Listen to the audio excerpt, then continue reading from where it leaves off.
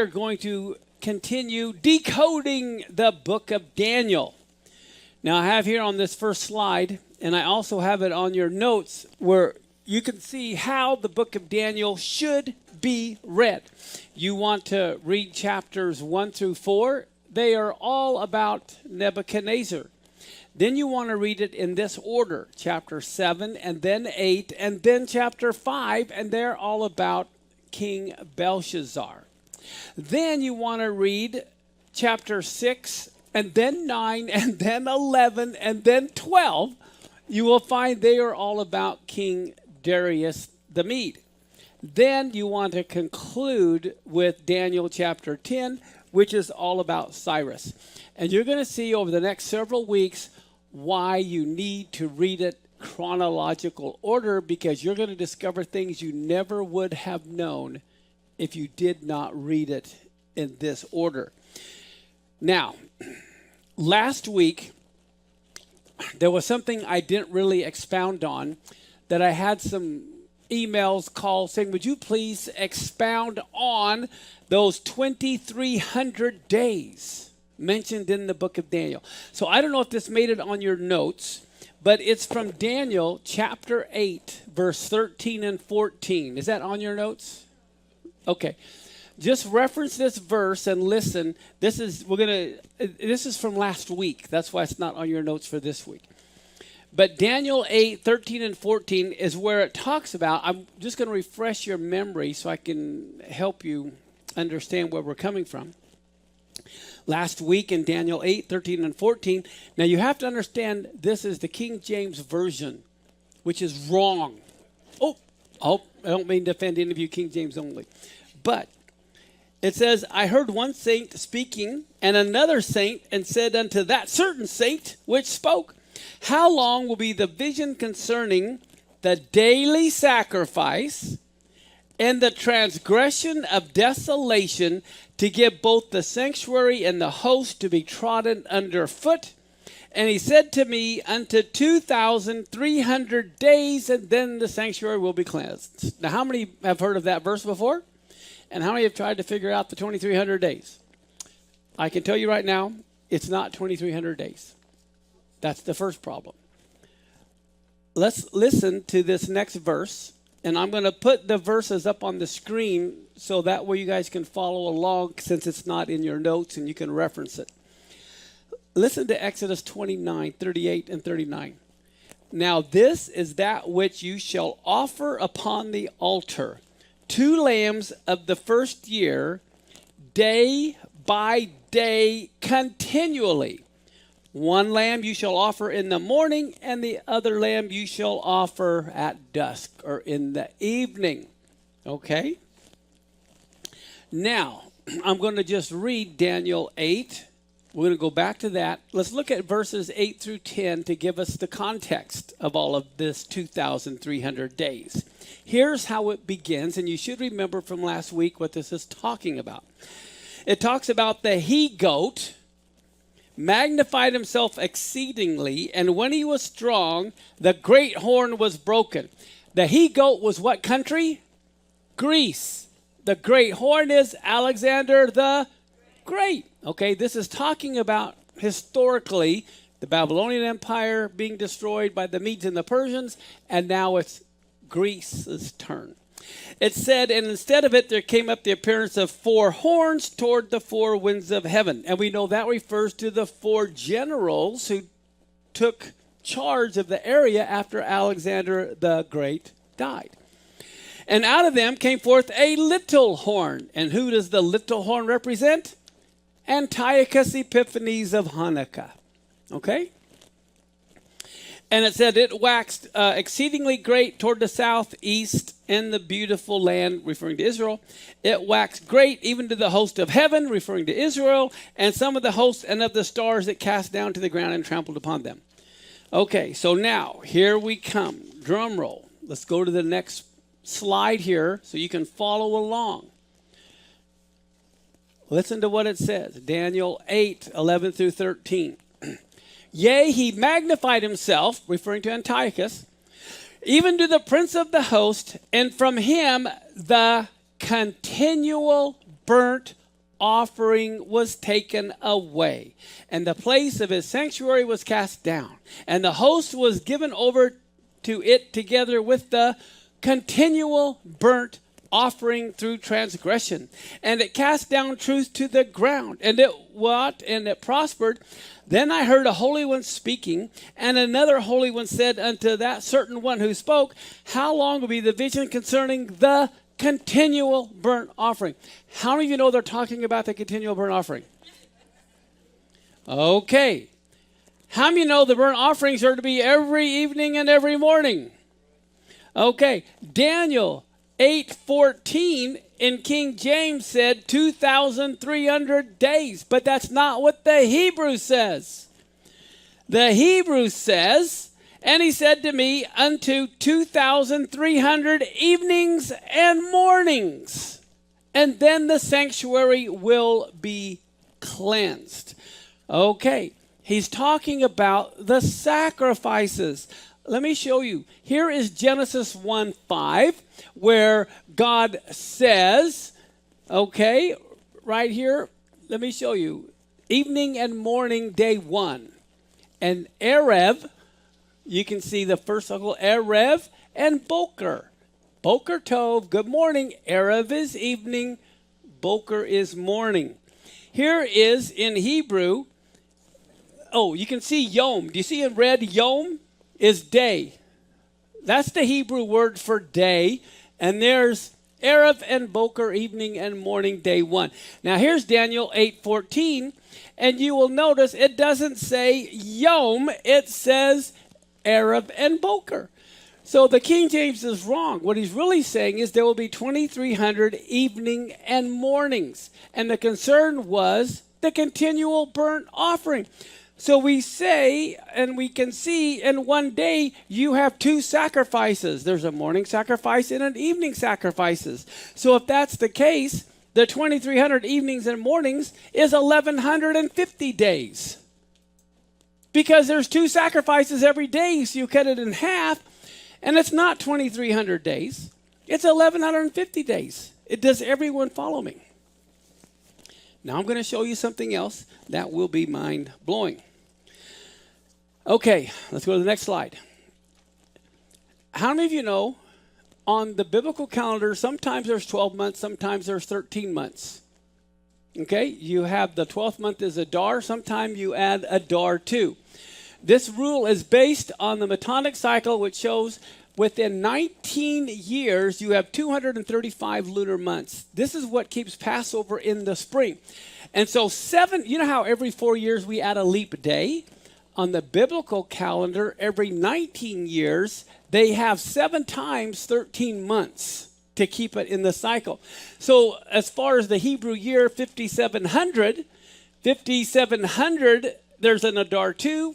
5701, 5702, there's only 12 months. 5703, there's 13. 04 and 5, 12. 6 is 13, 7 is 12. 8 is 13, 9 and 10 are 12. 11 is 13, 12 and 13 are 12. 4, do you see what I'm saying?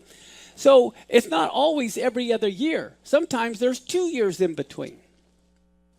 Okay, so does everyone understand what I'm saying? Everyone here knows. So guess what? If it happens to be in this particular time frame, here 06 has 13 months, 07 has 12 months, and 08 has 13 months, right? So if you're counting the days in that time frame, well, there's 38 months. Now, listen to this. In 1 Maccabees, this is historical record, I'm not saying it's inspired, but in 1 Maccabees, chapter 1, verse 54, it tells us that at Hanukkah time, okay, in there, the abomination was set up on Kislev 15, on the bottom left. That's when the abomination was set up on Kislev 15 in 167 BCE. And then 1 Maccabees chapter 4, verse 52 and 53 tells us the temple was rededicated on Kislev 25, which is why it's called what? Hanukkah. Okay, and that was in 164 BC. Well, guess what? If you take Kislev 15 to Kislev 15 during that time period, right? You take 38 months times 30, you get 1,140 days. You add the 10 days from Kislev 15 to Hanukkah, Kislev 25, you get the 1,150 days, which is the exact count of the 2,300 evening and morning sacrifices historically. Ta-da! Now you don't have to figure it out because first off, it's past, not future anyway. But we do need to remember history often repeats itself. But don't get caught up in that. And now what's fascinating, I have a little picture there. This is the wonderful book that I got from Art Scroll on the book of Daniel. Now, I don't agree with everything in this book, for heaven's sake. But one thing I have found, just like every spouse should want the other spouse's perspective to help round things out, I like the Jewish perspective on things. I don't agree with everything they say, but guess what? I don't agree with everything the Christians say either. Okay, so I like to get both sources, and then I know how to eat chicken. I can throw out the bone and eat the meat. And so what we need to do is know how to sort. But anyway, I want everyone to know that, and someone asked me about the 2,300 because they were concerned, and now you know the answer. Okay, now, let's go to the next thing right here. Let me see. Okay, again, Daniel 1, 2, 3, and 4 is all about Nebuchadnezzar. Then 67 years go by. The next three chapters that we've already looked at is chapter 7, chapter 8, chapter 5. And now in the first year of Belshazzar, he has the vision of the lion, the bear, the leopard with 4 wings, and then this monster, which we know is just a repeat of his dream 70 years earlier that Nebuchadnezzar had that he interpreted. Okay? Then in the third year of Belshazzar, he has the dream of the ram, the goat with the 4 horns, the notable horn. Okay? Same dream, different animals. And then the handwriting on the wall. Well, today we are going to start looking at Darius the Mede, and next week as well.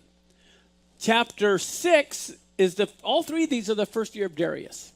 Now, how many of you have ever heard of a Bible called the Parallel Bible, where they take the Gospels and they have all 4 Gospels, but they intertwine them together so you can kind of fill in the gaps? You really need to look at 6, 9, 11, and 12 as intertwined. You can almost intertwine them together. So even though we're reading them in different orders, we need to understand logically, and this is mind-blowing when you see this, they're all happening at the same time, in the same year. Everyone following me? 6, 9, 11, and 12 all happen in the first year of Darius. Okay, then when we're done, we'll go to Daniel chapter 10, which has the great warfare concerning Persia, Iran.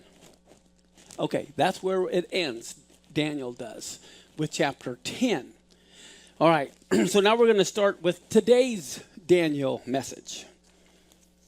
But I'm going to start with Daniel 5:31, because that's where we ended the last time. See, Daniel 5 is the third year of Belshazzar, if you remember the handwriting on the wall. So now we're going to pick it up with Daniel 6, but I want to conclude from last week with Daniel 5:31. In that night, Belshazzar the Chaldean was murdered, and Darius the Mede received the kingdom, being about 62 years old. He was younger than me. Okay. Now, I'm going to jump ahead for just a minute to Daniel 9 also, which does happen the first year, because I will be intertwining these to help us get all this. Look at Daniel 9, verse 1 and 2. We see it was the first year of Darius, who was the son of who? Ahasuerus. Now, this is not the Ahasuerus of Esther. This is a different one. This is a different generation earlier. By descent, this guy was a Mede who was made king over the realm of who? Well, that's Babylon. So if Darius has the reign over Babylon, is it really a new reign, or is it the final reign of a king of Babylon? That's what he's reigning over. That's something we're going to consider. But let me go to this slide. I'm going to show you something that is totally amazing. How many of you know not everyone agrees on what happened in history? How many of you know history is always written by the victor? And it can change. That's why in our school system, history is constantly being changed depending on who has control of the curriculum. All right. Not everyone agrees with what I'm going to show you, but I got it from this book, so you know I'm not making it up. There are some scholars who believe this. There are some scholars who don't believe this. But here we go. We have the Medes and the Persians. We know that they ruled. We have Darius the Mede. That's who we're reading about. Darius had a daughter, and Darius the Mede had a son.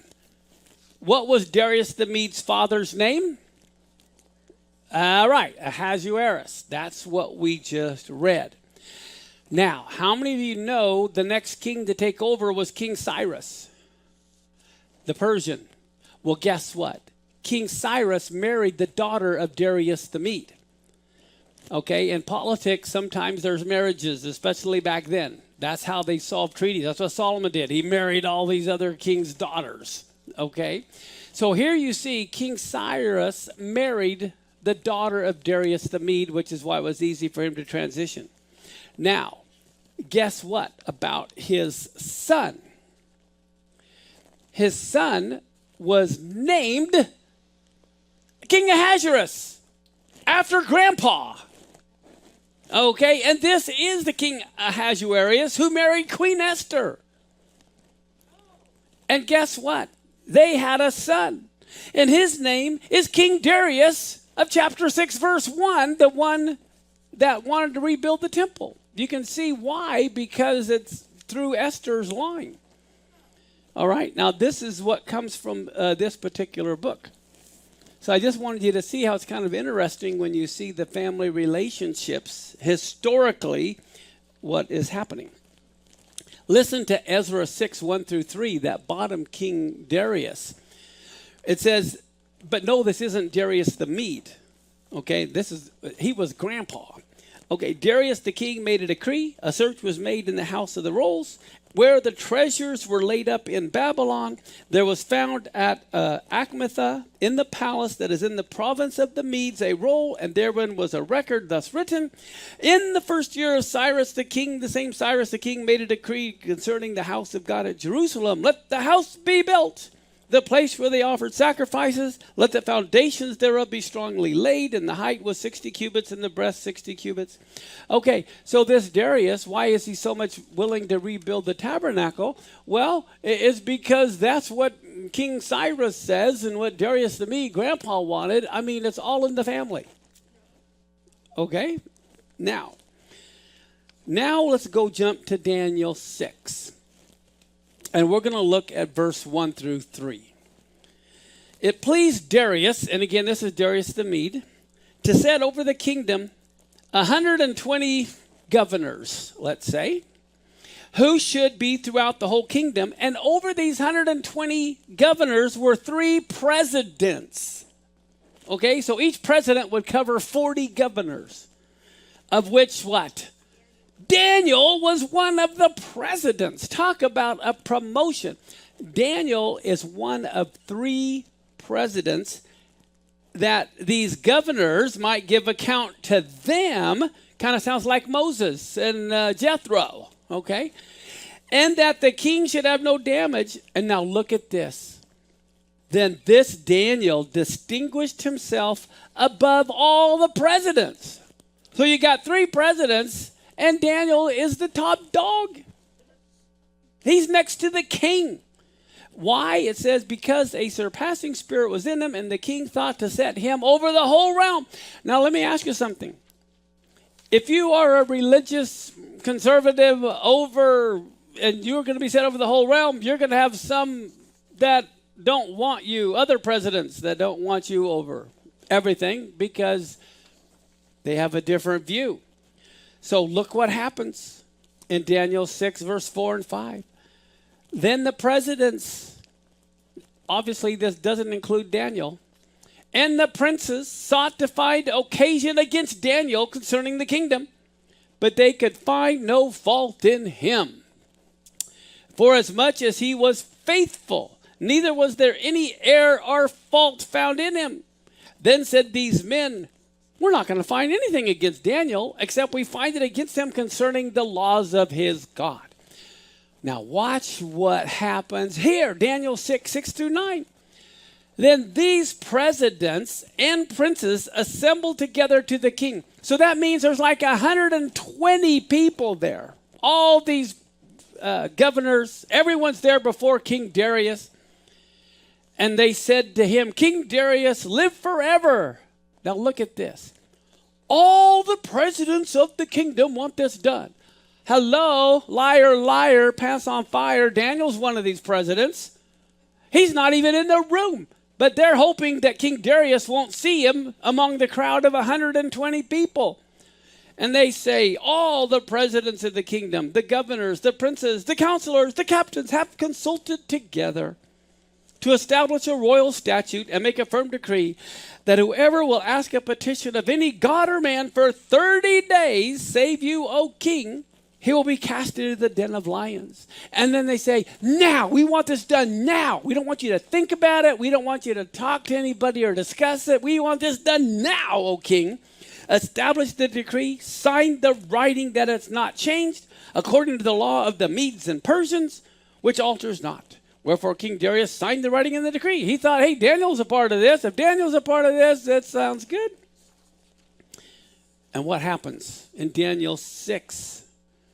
Now, they also know it was for just a short time. They said, let's just do it for 30 days. Now, here's the mind-blowing thing. Do you know, lawfully, religiously, Daniel could have complied with this. It was not, what they asked was not against Torah. Okay, he could have just said, okay, I won't pray this month.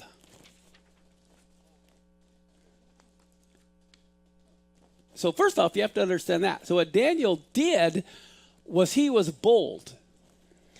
It says, when Daniel knew the writing was signed, he went into his house and he opened the windows toward Jerusalem. He kneeled upon his knees 3 times a day. This is where they say the Amidah came from, the whole idea of the great assembly coming together and deciding to pray 3 times a day. He gave thanks before his God as he did before. So in other words, he's not deciding to do anything new. He's just doing what he always has done. And in his mind, hey, he's just talking to God. He's not necessarily asking for any. I'm just doing what I always do. Nothing's changed. And then they came near. Oh, it says these men assembled. They found Daniel praying, making supplication before his God in their mind. And so they came near and spoke before the king concerning the king's decree.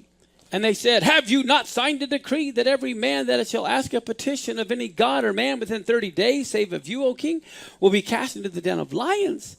And the king answered and said, well, that's true, according to the law of the Medes and Persians, which doesn't alter. Let me ask you something. Have you ever wondered what he was praying? Oh, what was he praying?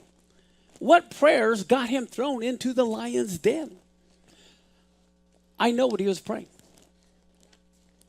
I'm going to tell you exactly what he was praying. What got him thrown into the lion's den? But we'll look at that in a minute. Okay, Daniel 6, 13 through 15. Then they made answer and said before the king, Daniel, one of the prisoners of Judah. Notice they didn't say Daniel, one of your presidents. It's Daniel, this prisoner of Judah. He has no respect for you, O king, or for the order signed by you, but 3 times a day he makes his prayer to God. And when this thing came to the king's ears, it was very evil to him. His heart was fixed on keeping Daniel safe. Until the going down of the sun, he was doing everything in his power to free him. And then these men said to the king, be certain, O king, that by the law of the Medes and the Persians, no order or law which the king has put into force may be changed. Okay, fascinating. And so look what happens in verse 16 and 17. Then the king gave the order, and they took Daniel and put him into the lion's hole. It was like a hole in the ground. They throw him in this hole. And the king said to Daniel, your God, whose servant you are at all times, will keep you safe. And it says, then they got a stone and put it over the mouth of the hole. And it was stamped with the king's stamp and with the stamp of the Lord. So the decision about Daniel might not be changed. You know why it has the king's stamp on it? Because he doesn't want those goofballs to go and take the stone off the lion's mouth and throw stones at Daniel and kill him. And they want their stamp on it so the king in the middle of the night doesn't move the stone and set him free. And so both of them don't trust the other. The king doesn't trust the lords to remove the stone and kill Daniel themselves, and they don't trust him not to free him in the middle of the night. Now, how old is Daniel when he's thrown in the lion's den? He's now in his 80s. Okay? But he's the lion king. He's from the tribe of Judah. Okay, the lion. So the lions respect him. And then in verse 18 through 20, the king went to his palace, spent the night fasting. He couldn't even sleep. No diversions were brought to him, and sleep fled from him. At the first sign of daylight, man, it says at the break of day, the king rose and went in haste to the den of lions, and he came near to the den where Daniel was, and he cried out in a tone of anguish. The king declared to Daniel, O Daniel, servant of the living God, has your God, whom you serve, continually been able to deliver you from the lions? And Daniel goes, hello, I'm here. He says, O king, live forever. My God sent his angel, shut the lions' mouths, and they have not harmed me, because I was found blameless before him, and also before you, O king. I have done no harm. So the king was exceedingly glad. He commanded that Daniel should be taken up out of the den. So Daniel was taken up out of the den. No harm was found on him, because he had trusted in his God. Now, guess what his defamers had said? They didn't believe in the miracle, so they said, oh, the lions weren't hungry. So the king says, oh, yeah? We'll throw you in and see if they're hungry. And so it says in verse 24, the king commanded, and those men who had maliciously accused Daniel were brought and cast into the den of lions. Not only them, but with their children and their wives. And it says, before they even reached the bottom of the den, the lions overpowered them and broke all their bones in pieces. Liars, liars, get in trouble. And so look what King Darius does now in verse 25 to 28. He writes to all people, nations, and languages that dwell on the earth. Peace be multiplied to you. And now he says, I am making a royal decree which cannot be altered, according to the Medes and the Persians, okay? That in all my royal dominion, people are to tremble and fear before the God of Daniel, for he is the living God, enduring forever. His kingdom will never be destroyed. His dominion shall be to the very end. He delivers and he rescues. He works signs and wonders in heaven and on earth. He's the one who saved Daniel from the power of the lions. So this Daniel prospered during the reign of Darius and the reign of Cyrus the Persian. Wow. Now, let's go back to Daniel 9, 1 and 2 that we read earlier, but we're going to read verse 2 as well. We just finished chapter 6 in the den of lions. Now we're jumping to 9. In the first year of Darius, the son of Ahasuerus, he sent to Mede, who was made king over the realm of the Chaldeans, in the what year? In the first year of King Darius. So it's the same year. I, Daniel. See, this is the year he was thrown to the lion's den. Are you following me? Same year. I was meditating in the books the number of years, according to the word of the Lord to who? To Jeremiah the prophet must pass before the end of the desolations of Jerusalem, namely how many years? 70 years. Okay, so let's take a look here at this slide. How many of you are trying to figure out prophetically where we're at on God's calendar? How many of you sometimes wrestle with the numbers or wrestle with the time frame? That was Daniel's problem. He knew that there were 70 years, right? Now, if you'll look here, here is the time of Jeremiah when he was prophesying.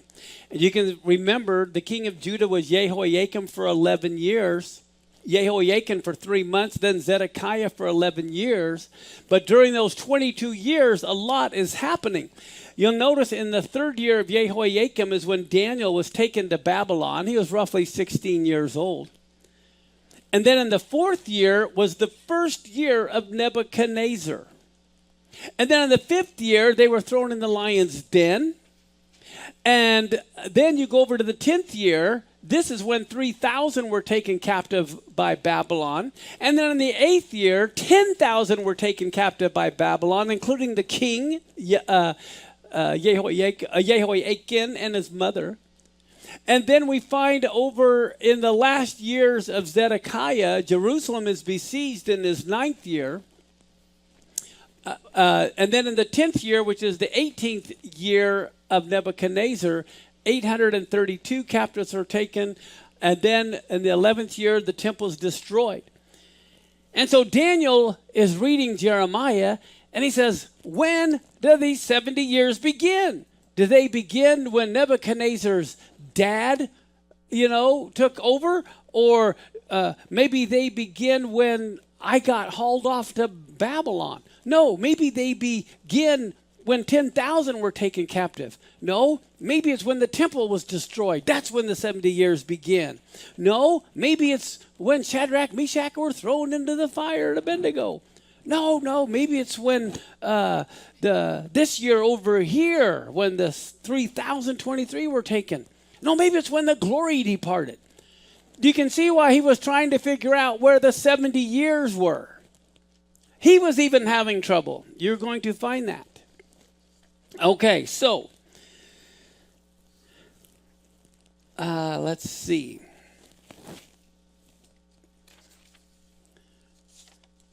Okay, now here's the other thing. If you're Daniel and you're at the time of Darius the Mede, you're wondering, is this the transition time? Is Darius the Mede another king of Babylon because he's over the Chaldeans? Or is this transition time and really the beginning of Darius' reigns is when things are supposed to happen? Okay, Daniel wants answers. Well, if we were Daniel and we had the scroll of Jeremiah, let's open it up and let's look at what he was trying to figure out in his Bible. Let's look at Jeremiah 25, 11 and 12. Imagine yourself Daniel and you're reading this. You're trying to figure out when the 70 years are up. And it says, okay, the whole land, Israel, will become a ruin and a waste, and all these nations will serve the king of Babylon for 70 years. So I would think, okay, so the 70 years then would end. But now it says, after 70 years are completed, I'm going to punish the king of Babylon and that nation, the land of the Chaldeans. Well, wait a minute. Darius the Mede is over the land of Chaldea, so maybe I got a year to go. Okay, are you following me?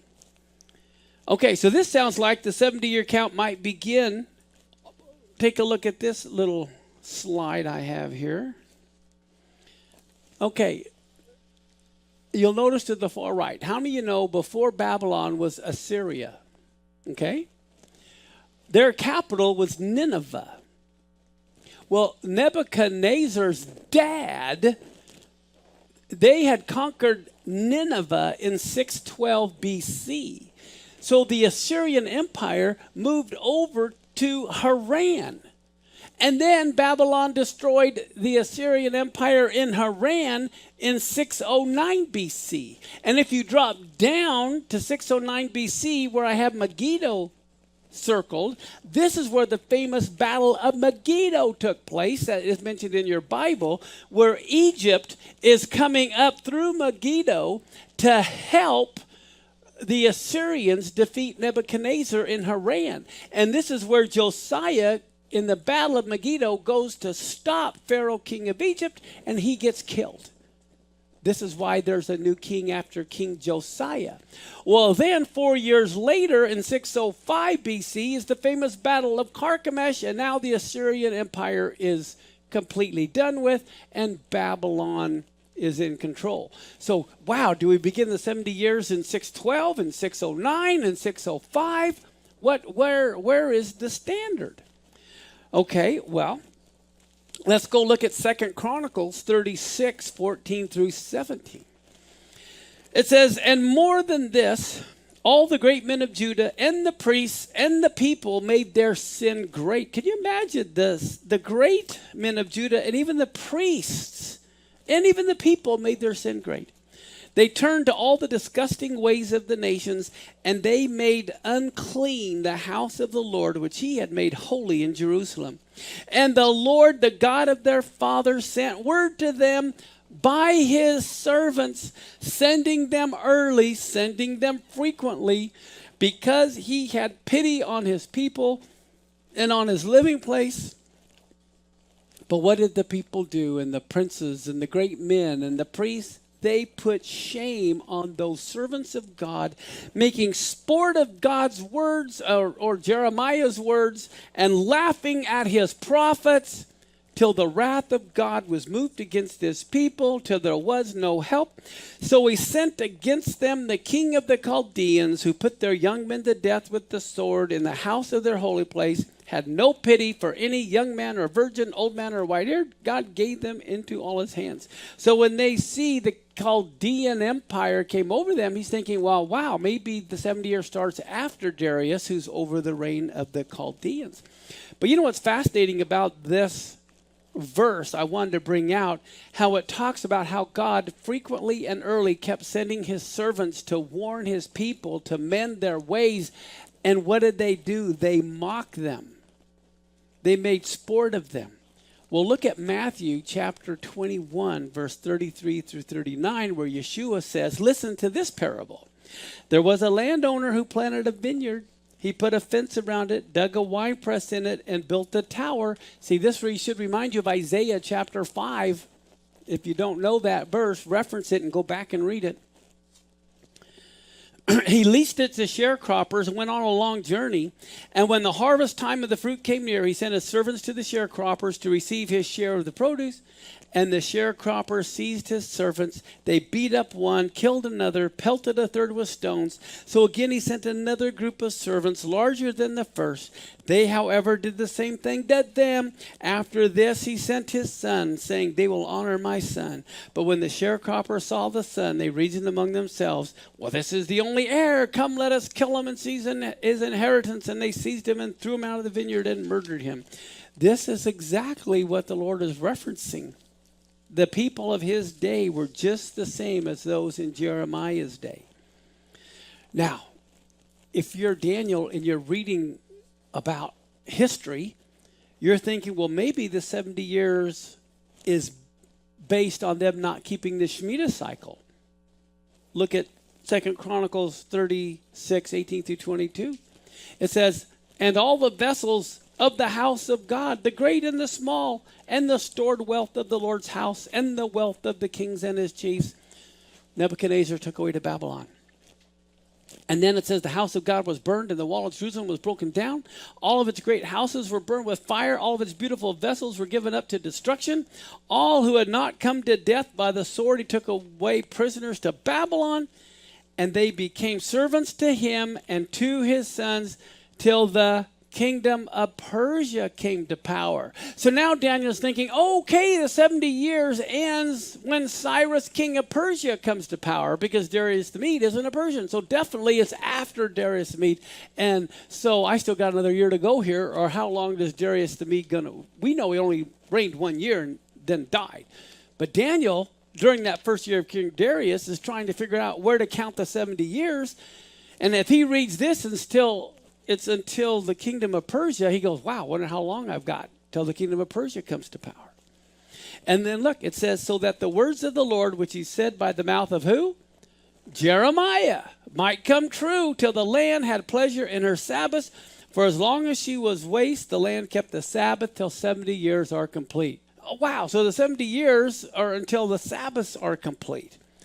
And then look at this. Now in the first year of Cyrus, king of Persia, in order that the words which the Lord had said by the mouth of Jeremiah might come true, here it is. This tells us. This is telling us. It's when Cyrus comes to power that the 70 years are completed.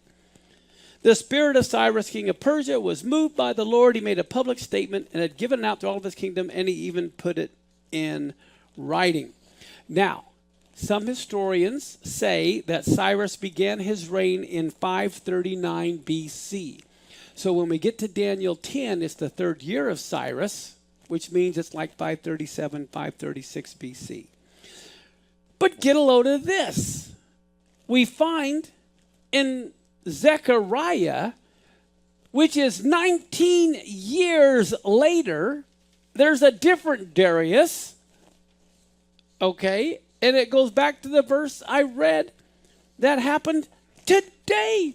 But first, let's look at this. It's the 8th month in the second year of Darius. Came the word of the Lord to Zechariah. And it says, the Lord has been displeased with your fathers. Therefore say to them, says the Lord of hosts, turn to me, says the Lord of hosts, and I will turn to you.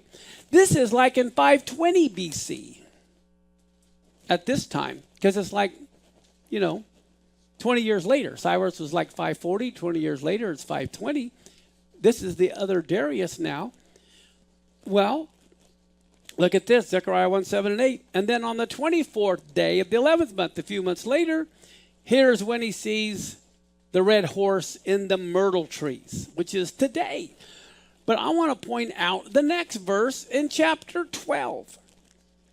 Then it says, the angel of the Lord answered, saying, O Lord of armies, how long will it be before you have mercy on Jerusalem and on the towns of Judah, against which your wrath has been burning for 70 years?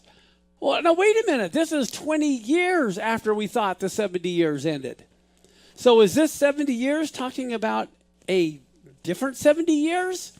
Or is it talking about that 70-year time frame and nothing has happened?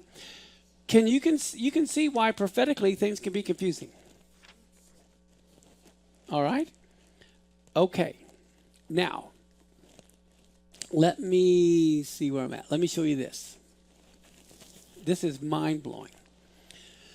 Again, here's the list.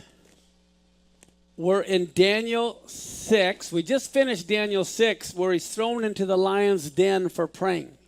Right? And notice Daniel 9, 11, and 12 are the same time frame. They're all the same year. How many of you know the devil doesn't want you praying? Especially when it comes to something huge and prophetic like the 70-year captivity ending. There's a big transition. How many of you know right now we're living in a big transition time? Okay. You ever wonder what Daniel was praying? Here it is. This is his prayer right here. Daniel 9. This is what he was praying. Look at verse 3 through 5. This is why you have to read your Bible chronologically. This is why if we're in Daniel 9 and you connect it to Daniel 8, that doesn't work. You have to connect Daniel 9 to Daniel 6. That's why you have to read your Bible in order. Here's what he's praying. Look at verse 3 through 5. So I turned my face to the Lord God, seeking him by prayer and pleas for mercy. That's what they accused him of. With fasting and sackcloth and ashes. And I prayed to the Lord my God, and I made confession. And I said, O Lord, the great and awesome God who keeps covenant and steadfast love with those who love him and keep his commandments. Wow, where did we hear that? Did we hear that this morning in the Torah portion? And in the New Testament, according to John, we know we love God if we obey him and keep his commandments. Oh my goodness, it's right here as well. And he says, we have sinned and we have done wrong and acted wickedly and rebelled, turning aside from your commandments and rules. That's what's going on today. People are lawless. They want nothing to do with God's commandments or rules. They see them as legalism. But here he is praying. And look at verse, and I think it's amazing. I believe Daniel was very righteous, and yet he takes on the burden of the sins of the people. He doesn't say, they are people, my people. He says, me. We have not listened to your servants, the prophets, who spoke in your name. Wow, that's what we just got done reading that also was mentioned in Matthew in the Gospels. We, it says, have not listened to your servants, the prophets, who spoke in your name to our kings, our princes, our fathers, and to all the people of the land. To you, O Lord, belongs righteousness, but to us open shame, as at this day. To the men of Judah, the inhabitants of Jerusalem, to all of Israel, those who are near and those who are far away, and all the lands to which you've driven them because of the treachery that they have committed against you. He's confessing, he's repenting, and the devil says, go throw him in the lion's den. We got to stop this. Verse 8 through 12. To us, O Lord, belongs open shame, to our kings, princes, fathers, because we have sinned against you. To the Lord our God belongs mercy and forgiveness. We have rebelled against him, have not obeyed the voice of the Lord our God by walking in his Torah, which he set before us by his servants the prophets. All Israel has transgressed your law and turned aside, refusing to obey your voice. And the curse and the oath that are written in the law of Moses, the servant of God, has been poured out upon us. Because we've sinned against him, he has confirmed his words, which he spoke against us and against our rulers who ruled us, by bringing upon us great calamity. For under the whole heaven there has not been done anything like what has been done against Jerusalem. You know what's amazing? Daniel was 1,000 years after Moses, and yet he thought it still applied. Look at verse 13 through 15. As it is written in the law of Moses, all this calamity has come upon us, yet we've not entreated the favor of the Lord our God, turning from our iniquities and getting insight by your truth.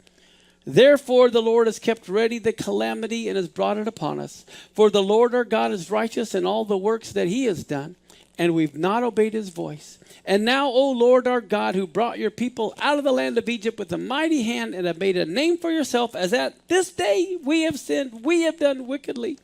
And then in verse 16 and 17, he says, O Lord, according to all your righteous acts, let your anger and your wrath turn away from your city, Jerusalem, your holy hill, because for our sins and for the iniquities of our fathers, Jerusalem and your people have become a byword among all who are around us. Now, therefore, O our God, listen to the prayer of your servant and to his pleas for mercy for your own sake. O Lord, make your face to shine upon your sanctuary, which is desolate. The devil is not liking this prayer. And so in verse 18 and 19, he says, Oh my God, incline your ear and hear. Open your eyes. See our desolations in the city that is called by your name. For we do not present our pleas before you because of our righteousness, but because of your great mercy. O Lord, hear. O Lord, forgive. O Lord, pay attention and act. Delay not for your own sake, O my God, because your city and your people are called by your name. I think this is a prayer that we should be praying today as a nation. We need to pray with the right attitude. If we want God to hear our prayers, it has to be from the right frame of reference. Now, look at this in Daniel 9, 20 and 21. He says, while I was speaking and praying and confessing. What's the difference between speaking, praying, confessing? Interesting. My sin. He doesn't say Israel's sin. He says, while I was speaking and praying and confessing my sin and the sin of my people, Israel, I can't help but think of God and Moses battling. Well, God tells Moses, your people. And Moses says, no, God, they're your people. And here Daniel is saying, my people, Israel. And presenting my plea before the Lord my God for the holy hill of my God.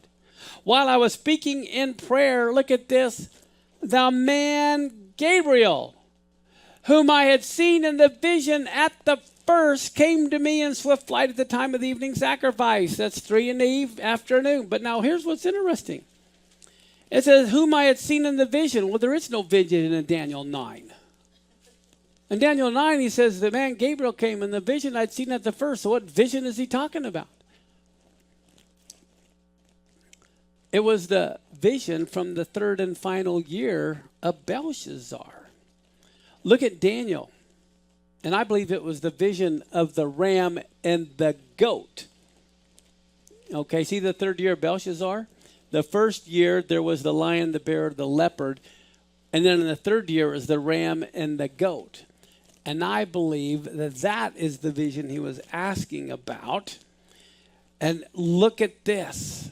Look at this. Daniel 9, 22 and 23. He had already seen the vision, right? And it says in 9, 22 and 23, Gabriel made me to understand, speaking with me and saying, O Daniel, I have now come out to give you insight and understanding. At the beginning of your pleas for mercy, a word went out, and I've come to tell it to you, for you are greatly loved. Therefore, consider the word and understand the vision. He'd already had the vision once. It was supposedly explained to him. You would think if you had a vision from God and explained to you that you understood it. But guess what? He didn't get it. So now he comes back to explain it to him.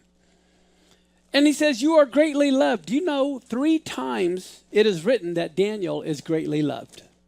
And besides Daniel 9 here, it's in Daniel 10 and verse 11, where he said to me, O Daniel, you man dearly loved. And in Daniel 10:19, and he said to me, O man greatly loved, have no fear, peace be with you. Be strong and let your heart be lifted up. Be strong and courageous. Remember that at the end of every Torah portion. What's interesting is in this book, they talked about the 3 times he said he's greatly loved. He hears, how many of you would like to have an angel tell you you're greatly loved? Well, it says the first time the angel wanted him to know that your creator loves you.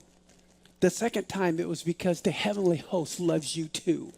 And the third time is because the people of your generation also love you. Anyway, so let's go to Daniel 8, verse 16 through 19. This is why I believe it was that vision. See, if you're in Daniel 9, okay, and you read in Daniel 9 about Gabriel, whom I had seen in the vision, but there's no vision in Daniel 9, how are you going to know what it's tied to? Okay, well, look at Daniel 8, 16 through 19. Here we hear of Gabriel. I heard a man's voice between the banks of Ulai, which called and said, Gabriel, make this man to understand the vision. He got the vision, but he doesn't get it.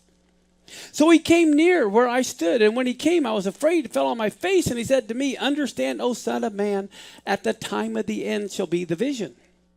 Now as he was speaking with me, I was in a deep sleep on my face toward the ground, but he touched me, set me upright, and he said, behold, I will make you know what shall be in the last end of the indignation. At the time appointed, the end shall be. Well, guess what? Daniel still didn't get it, and so he needed more information. So Gabriel is sent back to Daniel a year later. It's now chapter 9. All right? So, let's go back to Daniel 9, 24 through 25. Now, instead of 70 years, he's hearing about 70 weeks.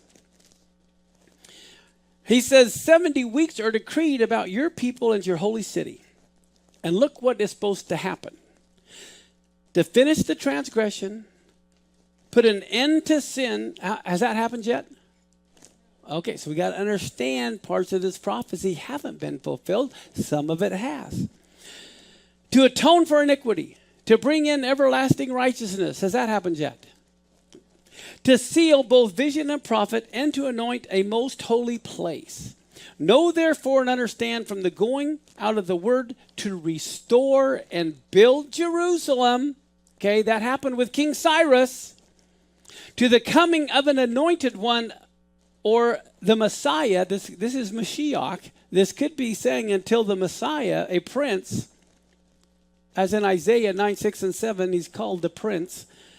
There will be 7 weeks, and then for 62 weeks, it will be built again with squares and a moat, but in a troubled time.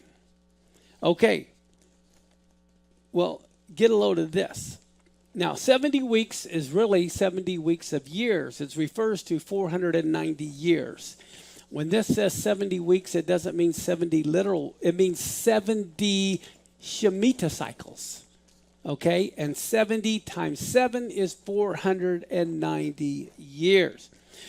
Now, in Daniel 9:26, it says, after the 62 weeks, the Messiah will be cut off and shall have nothing. And then it says, the people of the prince who is to come will destroy the city and the sanctuary, which we know happens in 70 AD by Rome. And the end will come with a flood, and to the end there will be war. Desolations are decreed. And then in Daniel 9:27, he'll make a strong covenant with many for 1 week, which means 7 years. And half of the week he'll put an end to sacrifice and offering. And on the wing of abominations will come one who makes desolate until the decree end is poured out on the desolator. Okay, let's take a look here and we'll wrap things up. Okay, we have to remember Nebuchadnezzar got the vision of the countries that were going to take over which country. The gold head was Babylon, Nebuchadnezzar. The two arms, silver, Medes and the Persian. The bronze, Greece. And then Rome was the iron. This came to Daniel in the second year of Nebuchadnezzar. This is Daniel chapter 2 and 3. Then, 67 years later, you have Daniel chapter 7. It's the first year of Belshazzar. Now Daniel is reminded of the vision at the first, but he sees, instead of the gold head, the lion's head for Babylon, the bear for the Medes and the Persian, and the leopard for Greece. And then in Daniel 8, which is now the third year of Belshazzar, this time he has the same vision of the same nations, but again differently. This time the Medes and the Persian are the two horns of the ram. And Greece is the he-goat, with the notable horn being Alexander the Great. And so what we're going to do now is, let me click over here. We're going to jump next week into 9, 11, 12, begin to wrap things up. But isn't this interesting? When you look at how all of this is coming together. And what's fascinating is when it's like the parallel gospels. When you take this book and you start to interweave things, things start opening up.